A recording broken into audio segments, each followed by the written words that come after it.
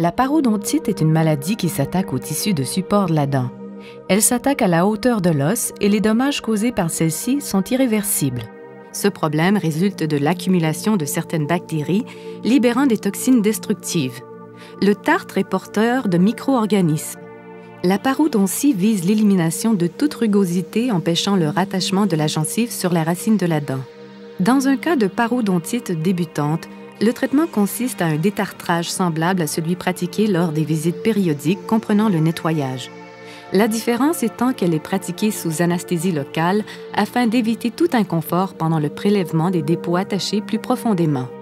La parodontie par lambeaux est une technique chirurgicale souvent employée suite à l'échec d'une approche moins agressive que l'on appelle la parodontie, ou bien quand l'accès aux rugosités devient difficile à cause de la profondeur de l'attachement du tartre.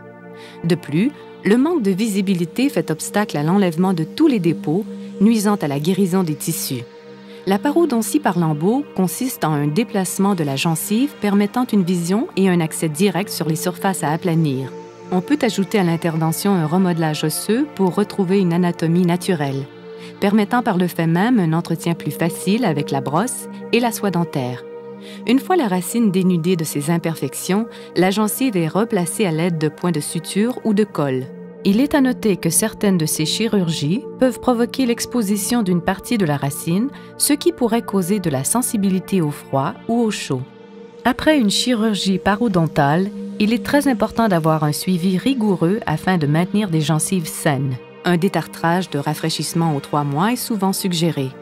La fréquence du suivi sera déterminée par votre dentiste ou votre spécialiste selon le cas.